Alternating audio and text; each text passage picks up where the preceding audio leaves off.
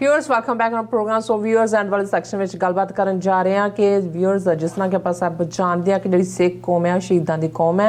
सो पिछले 38 वरियां के खालिस्तान के संघर्ष के शहीदों को कविता राही टोरंटो तो शायर संतोख सिंह भाऊ वालों श्रद्धांजलि जी दी गई है। सो इस बारे आप गलबात करन जा रहे हैं और नाल ही गुरबाणी चरण सांझ तो ना पाई जाएगी। सो असी चाहांगे कि तुसां इसी तरह बने रहना, देखण सुन ली एंड लिखण लई तुहाडा सब दा बहुत बहुत धन्नवाद जी। डॉक्टर साहब की विचार ने? देखो, बहुत वार ਜਦੋਂ ਅਸੀਂ ਜਿਹੜਾ ਟੈਲੈਂਟ ਹੈ ਸ਼ਾਇਰੀ ਦਾ ਉਸ ਨੂੰ ਰੈਕਗਨਾਈਜ਼ ਕਰਦੇ ਹਾਂ ਔਰ ਜਿਵੇਂ ਅਸੀਂ ਪਹਿਲੇ ਓਪਨਿੰਗ ਸੈਗਮੈਂਟ ਦੇ ਵਿੱਚ ਵੀ ਪ੍ਰੋਫੈਸਰ ਹਰਿੰਦਰ ਸਿੰਘ ਮਹਿਬੂਬ, ਅੱਛਾ, ਕਿਉਂਕਿ ਸ਼ਾਇਰ ਆਪਣੇ ਜਜ਼ਬਾਤਾਂ ਨੂੰ ਜਿਵੇਂ ਸੀਮਤ ਲਫ਼ਜ਼ਾਂ ਦੇ ਵਿੱਚ ਔਰ ਇੱਕ ਅਲੰਕਾਰਕ ਤਰੀਕੇ ਦੇ ਨਾਲ ਕਹਿੰਦਾ ਹੈ, ਉਹ ਤੁਹਾਡੇ ਲੈਕਚਰ ਜਾਂ ਲਿਖਤਾਂ ਉਹ ਜਿੰਨੀਆਂ ਮਰਜ਼ੀ ਤੁਸੀਂ ਲੰਬੀਆਂ ਲਿਖੋ ਜੀ ਉਹ ਗੱਲ ਨਹੀਂ ਬਣਦੀ ਹੈ। ਔਰ ਅਸੀਂ ਸਮਝਦੇ ਹਾਂ ਕਿ ਇਹ ਜਿਹੜੀ ਪੰਜਾਬ ਦੀ ਧਰਤੀ ਦੀ ਡਿਫਾਈਨਸ ਦੀ ਸਪਿਰਿਟ ਹੈ, ਸਿੱਖ ਕੌਮ ਦੀ, ਸਿੱਖ ਤਾਂ 5.5 ਸਦੀਆਂ ਤੋਂ ਹੈ ਹੀ ਹੈ, ਲੇਕਿਨ ਈਵਨ ਉਸ ਤੋਂ ਪਹਿਲਾਂ ਵੀ ਜਦੋਂ ਕਦੇ ਉਸ ਹਵਾਲੇ ਨਾਲ ਗੱਲ ਹੁੰਦੀ ਹੈ, ਹਲਾਣਕ ਗੈਰਤ ਸਿੱਖੀ ਦੇ ਨਾਲ ਪੰਜਾਬ ਦੇ ਵਿੱਚ, ਜਿਸ ਨੂੰ ਜਦੋਂ ਪ੍ਰੋਫੈਸਰ ਪੂਰਨ ਸਿੰਘ ਨੇ ਕਿਹਾ ਕਿ ਪੰਜਾਬ ਨਾ ਹਿੰਦੂ ਨਾ ਮੁਸਲਮਾਨ, ਪੰਜਾਬ ਜਿਉਂਦਾ ਗੁਰਾਂ ਦੇ ਨਾਂ ਤੇ। ਸੋ ਜ਼ਾਹਰ ਹੈ ਕਿ ਗੁਰੂ ਨਾਨਕ ਸਾਹਿਬ ਦੀ ਆਮਦ ਨੇ ਉਸ ਸਾਰੀ ਤਹਿਜ਼ੀਬ ਦੇ ਵਿੱਚ ਗੈਰਤ ਅਣਖ ਦੀ ਲਾਈਨ ਦਿੱਤੀ। ਪਰ ਬਹੁਤ ਵਾਰ ਸਾਡੇ ਸ਼ਾਇਰ ਈਵਨ ਉਸ ਤੋਂ ਬਿਯੋਂਡ ਜਾ ਕੇ ਵੀ ਉਹ ਸਿਕੰਦਰ ਪੋਰਸ ਹੋਏ ਜਾਂ ਉਸ ਤੋਂ ਪਹਿਲਾਂ ਈਵਨ ਤੈਮੂਰ, ਹੁਣ ਤੈਮੂਰ ਜਿਹੜਾ ਹੈ ਉਹ ਜਦੋਂ ਆਉਂਦਾ ਹੈ ਤੈਮੂਰ ਲੰਗ ਔਰ ਇਹ ਸਾਰੇ ਤਤਾਰੀਆਂ ਦਾ ਹਮਲਾ, ਮੈਂ ਪਿਛਲੇ ਦਿਨਾਂ 'ਚ ਹੀ ਲਾਹੌਰ ਦੀ ਹਿਸਟਰੀ ਦੇ ਉੱਤੇ ਇੱਕ ਸੱਜਣ ਕਾਮੈਂਟਰੀ ਕਰਦੇ ਹੁੰਦੇ ਨੇ ਅਤੇ ਉਹਨਾਂ ਨੇ ਇੱਕ ਜਿਹੜਾ ਪੀਰ ਦਾ ਜ਼ਿਕਰ ਕੀਤਾ ਕਿ ਉਹਦਾ 2 ਥਾਵਾਂ 2 ਮਜ਼ਾਰ ਉਹਦੇ ਬਣੇ ਹੋਏ ਨੇ। ਜ਼ਕੀ ਖਾਨ ਇੱਕ ਥਾਂ 'ਤੇ ਉਸ ਦਾ ਸਿਰ ਦਫਨਾਇਆ ਗਿਆ ਅਤੇ ਇੱਕ ਥਾਂ 'ਤੇ ਧੜ, ਔਰ ਉਹੀ ਕਿ ਭਾਈ ਉਹ ਕਿਵੇਂ ਲੜਦਾ ਲੜਦਾ ਜਿਹੜਾ ਬਿਨਾਂ ਜਦੋਂ ਸਿਰ ਲੱਥ ਵੀ ਗਿਆ ਫਿਰ ਵੀ ਉਹ ਲੜਦਾ ਰਿਹਾ ਜ਼ਕੀ ਖਾਨ। ਅਤੇ ਮੈਂ ਦੇਖਿਆ ਵੀ ਇਹ 12ਵੀਂ 13ਵੀਂ ਸਦੀ ਦੀ ਗੱਲ ਹੋ ਰਹੀ। ਪਤਾ ਲੱਗਾ ਤਤਾਰੀਆਂ ਦੇ ਲਾਹੌਰ 'ਚ, ਕਿਉਂਕਿ ਦਿੱਲੀ 'ਚ ਵੀ ਉਹਨੇ ਬਹੁਤ ਕਤਲੇਆਮ ਕੀਤਾ। ਉਹਨੇ ਹਲਾਕੂ ਨੇ ਜਿਹੜਾ ਕੀ ਨਾਂ ਸੀਗਾ ਉਹਦਾ, ਸਮਰਕੰਦ ਤੋਂ ਆਇਆ, ਜਾ ਕੇ ਉੱਥੇ ਹੀ ਉਹਨੇ ਸਾਹ ਲਿਆ।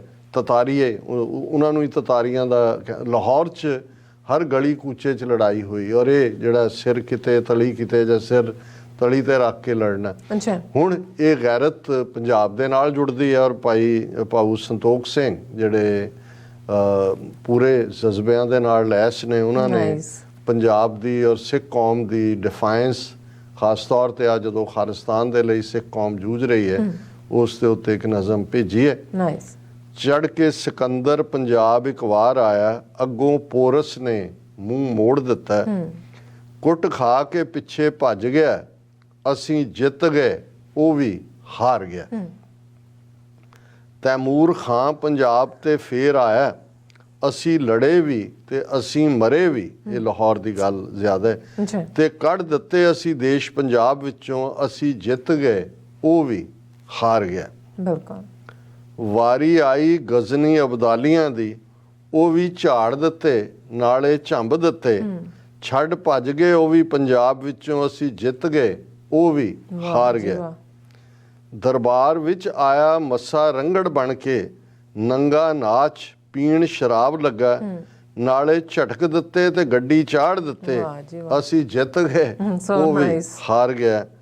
ਜਰਨਲ ਡਾਇਰ ਵੀ ਬਾਗ ਵਿੱਚ ਆਇਆ, ਜਲਿਆਂਵਾਲਾ ਬਾਗ, ਜਰਨਲ ਡਾਇਰ ਵੀ ਬਾਗ ਵਿੱਚ ਆਇਆ, ਨਿਹੱਥੇ ਲੋਕਾਂ 'ਤੇ ਜ਼ੁਲਮ ਬੜਾ ਕੀਤਾ, ਊਧਮ ਸਿੰਘ ਨੇ ਮਾਮਲਾ ਤਾਰ ਦਿੱਤਾ, ਅਸੀਂ ਜਿੱਤ ਗਏ ਉਹ ਵੀ ਹਾਰ ਗਿਆ।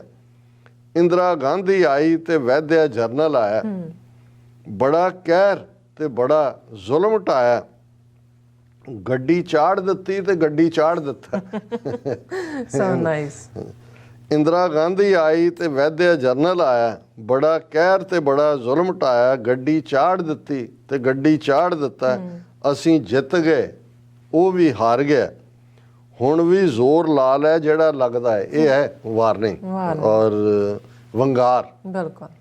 ਹੁਣ ਵੀ ਜ਼ੋਰ ਲਾ ਲੈ ਜਿਹੜਾ ਲੱਗਦਾ ਹੈ, ਕੋਈ ਸ਼ੱਕ ਨਾ ਰਹਿ ਜਾਏ ਦਿਲਾਂ ਅੰਦਰ, ਅਸੀਂ ਜਿੱਤਾਂਗੇ ਤੂੰ ਫੇਰ ਹਾਰੇਗਾ, ਇਹ ਵਸਾਲ ਹੈ ਆਪਣੇ ਮਨ ਅੰਦਰ, ਇਹ ਹਾਕਮਾਂ ਨੂੰ ਵੰਗਾਰ ਹੈ। ਔਰ ਅਸੀਂ ਹੁਣ ਵਧੀਆ ਰੂਹਾਨੀ ਵਿਚਾਰ ਵੱਲ, ਔਰ ਅਸੀਂ ਗੁਰੂ ਨਾਨਕ ਸਾਹਿਬ ਦਾ ਸ੍ਰੀ ਰਾਗ ਦੇ ਵਿੱਚ ਸ਼ਬਦ ਜਿਹੜਾ ਅਸੀਂ ਕਿਹਾ ਸੀ ਕਿ ਭਾਈ ਲੰਬਾ ਸ਼ਬਦ ਹੈ, ਔਰ ਨਾਨਕ ਲਫ਼ਜ਼ ਦੇ ਉੱਤੇ ਅਸੀਂ ਪਹਿਲੇ ਜਿਹੜੇ ਸੀ ਪਦ ਉਹਨਾਂ ਦੀ ਵਿਚਾਰ ਕੀਤੀ ਸੀ। ਹੁਣ ਅਸੀਂ ਉਸ ਤੋਂ ਅੱਗੇ ਜਾ ਰਹੇ, 5 ਜਿਹੜੇ ਪਦੇ ਨੇ ਉਹਨਾਂ ਦੇ ਉੱਤੇ ਅਸੀਂ ਵਿਚਾਰ ਕਰ ਲਈ ਸੀ।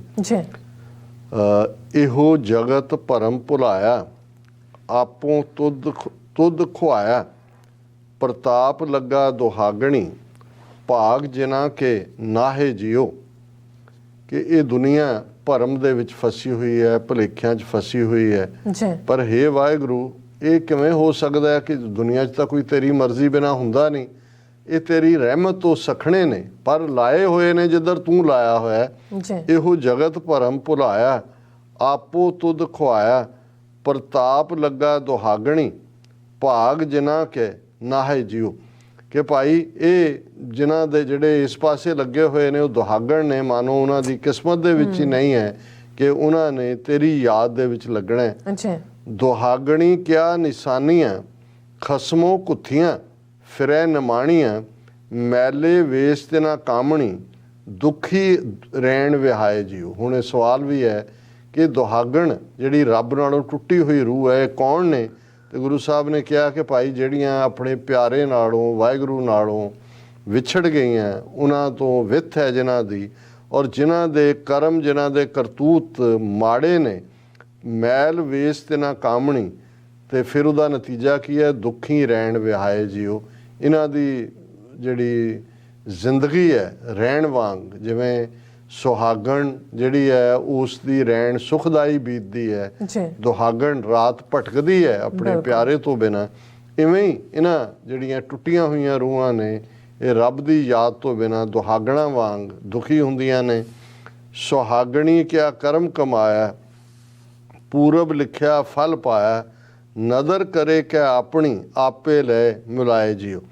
ਕਿ ਸੁਹਾਗਣੀਆਂ ਉਹ ਨੇ ਜਿਨ੍ਹਾਂ ਨੇ ਚੰਗਾ ਰੱਬ ਦੀ ਯਾਦ ਦੇ ਵਿੱਚ ਆਪਣਾ ਆਪਾ ਬਿਤਾਇਆ ਉਹਨਾਂ ਰੂਹਾਂ ਨੇ, ਕਿਉਂਕਿ ਉਹ ਆਲਰੇਡੀ ਡੈਸਟਿਨਡ ਨੇ, ਪੂਰਬ ਲਿਖਿਆ ਫਲ ਪਾਇਆ, ਰੱਬ ਦੀ ਰਹਿਮਤ ਹੈ। ਨਦਰ ਕਰੇ ਕਿ ਆਪਣੀ ਆਪੇ ਲੈ ਮਿਲਾਏ ਜੀਓ, ਕਿ ਆਪ ਹੀ ਵਾਹਿਗੁਰੂ ਨੇ ਆਪਣੀ ਮਿਹਰ ਦੀ ਨਜ਼ਰ ਰੱਖ ਕੇ ਆਪਣੇ ਨਾਲ ਉਹਨਾਂ ਨੂੰ ਮਿਲਾਇਆ। ਹੁਕਮ ਜਿਨ੍ਹਾਂ ਨੂੰ ਮਨਾਇਆ, ਤਿੰਨ ਅੰਤਰ ਸ਼ਬਦ ਵਸਾਇਆ, ਸਈਆਂ ਸੇ ਸੁਹਾਗਣੀ, ਜਿਨ ਸਹਿ ਨਾਲ ਪਿਆਰ ਜੀਓ। ਕਿ ਜਿਨ੍ਹਾਂ ਨੂੰ ਗੁਰੂ ਨੇ ਆਪਣੇ ਹੁਕਮ ਦੇ ਵਿੱਚ ਤੋਰਿਆ, ਉਹਨਾਂ ਦੇ ਅੰਦਰ ਵਾਹਿਗੁਰੂ ਦਾ ਨਾਮ ਵਸਿਆ, ਔਰ ਉਹੀ ਰੂਹਾਂ, ਉਹੀ ਸਖੀਆਂ ਸਹੇਲੀਆਂ ਨੇ ਜਿਨ੍ਹਾਂ ਦਾ ਉਸ ਪਿਆਰੇ ਦੇ ਨਾਲ ਪਿਆਰ ਹੈ, ਪਿਆਰ ਪੁੱਗਿਆ।